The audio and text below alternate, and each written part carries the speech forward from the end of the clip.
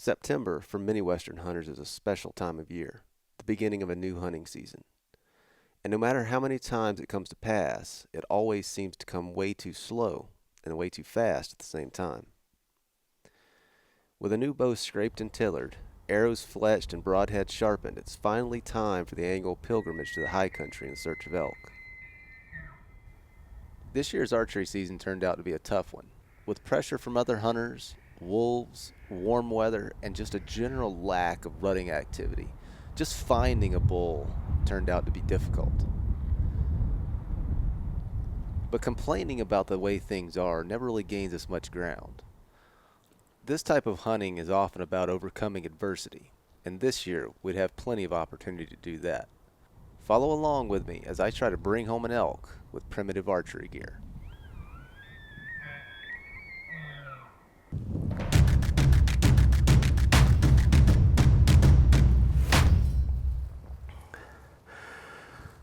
There's been plenty of elk up here, but they weren't here this morning.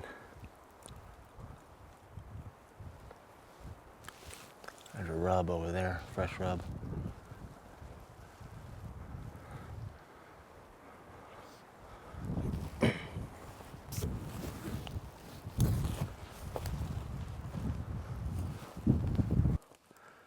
It's wolf tracks.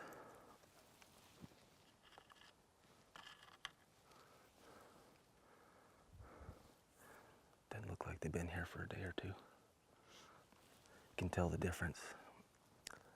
Just put a boot track in there and look at the difference in how crisp it is versus the tracks that are already here.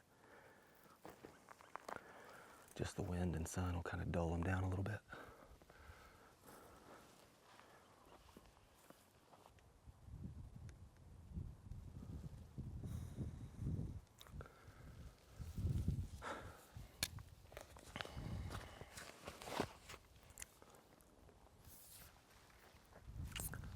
I hope they haven't run them out of here. It's a big basin, a lot bigger than I thought it was. When I first moved here from the east, I quickly realized there's a big difference between finding animals and getting to within bow range.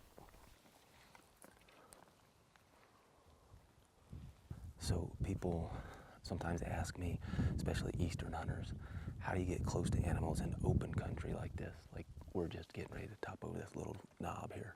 There's no cover out here, but there's topography breaks. And so what I'm doing is just easing up 1 or 2 feet, which opens up maybe 5-foot band of new ground over there. And I just scan that band, and then I move up a little bit more and scan that band. So I'm only exposing the top of my head, basically from my eyes up. And at any time, if I see anything over there just above where I can, the hill that I'm on, I can duck back down and then make a game plan for what to do. Either move around, go below them, or, however I need to do to get closer to them.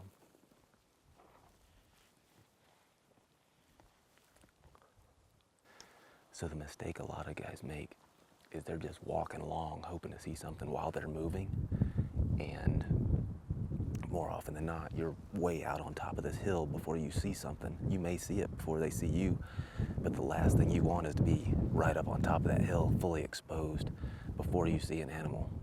Then your options are very, very limited. You're basically stuck there until that animal moves out of sight, and then you can move. But if you just slowly expose yourself, just the top of your head, then you see the animal and you're almost all hidden. All you gotta do is duck down and you're completely out of sight.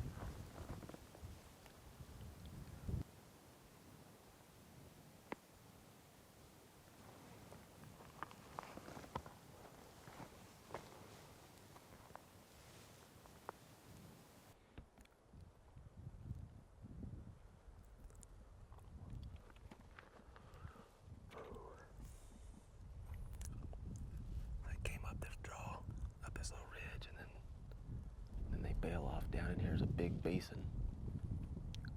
There's a wallow down in there, lots of water, and they spend all day in there. But it's a rare occasion when you can get in there in the daytime and have a wind that has any semblance of steadiness. I mean, normally it's just swirling. I've tried to go in there in the middle of the day before and it just doesn't work. So once they're in there, the only thing you can do is just sit up here on the ridge, wait for them, hope you hear something. Sometimes you'll get a satellite bull that's just walking around in the middle of the day. Sometimes they bugle, sometimes they don't. But we'll get a good vantage point up here to where we can watch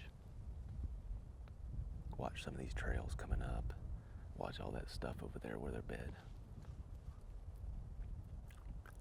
Try to see something.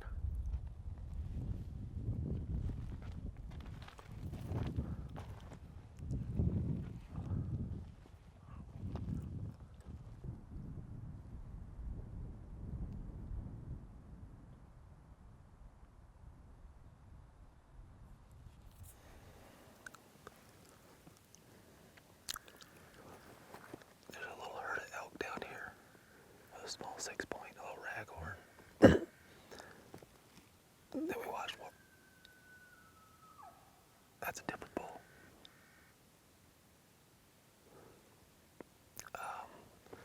Watched feed up this ridge here. And some of them bedded up high and some of them are still down low here. But I'm not sure what we're going to do with them yet. We might just leave them until this afternoon because the sun's about to be up and down in this canyon. And when that sun starts hitting that slope over there, it's going to cause all sorts of crazy winds in there. So I think we'll have better luck if we wait until this afternoon because we can see what I think we can see them when they come back out of there.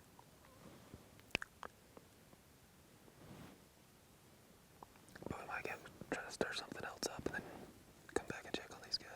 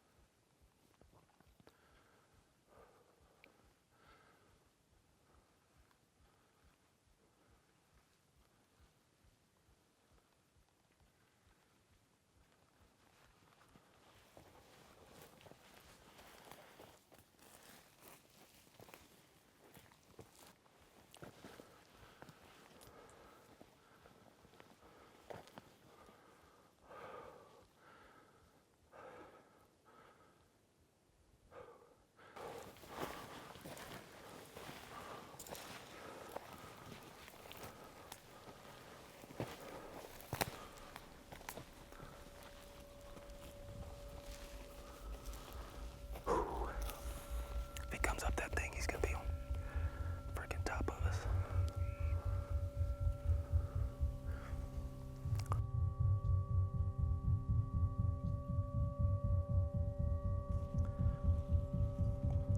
With a bull bugling from below and his cows filing by at 25 yards, It seems to be just a matter of time before he trails them right through one of my shooting lanes.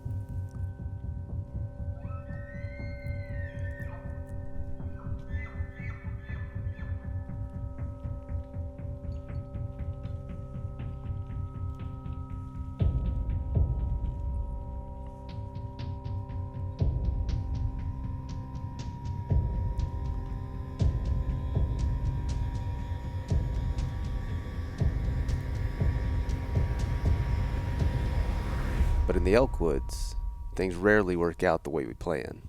And today, he never showed up. So we changed our mind and decided to come over here, try to get up above these elk so that our thermals were coming up.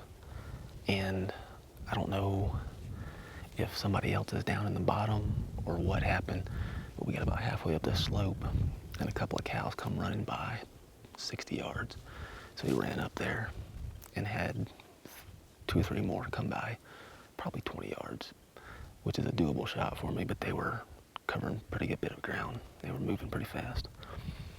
And so we went on up a little bit and got overlooking where they had crossed. 15 minutes later, like 5 more cows and a spike come by, but they were like 25 yards below us. So we've sat here for a little bit. There was 2 bulls in here, at least 2 bulls. One was bugling. He hadn't said anything for a while, so I don't know what's going on with him. But we haven't seen any bulls come by. So I think we're just gonna ease over here to where we saw those elk bed and see what's over there. I don't know if all the elk that came by us, I don't know if those were them or if that was a different group. But we'll see.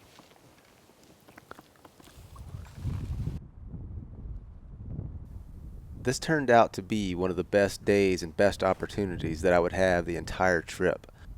And days later, I found myself questioning my decision to let those cows walk by. But eventually, the right opportunity presents itself, and I find myself face to face with a bull at 8 yards. Don't forget to subscribe to the channel so you can catch next week's episode and see how it plays out.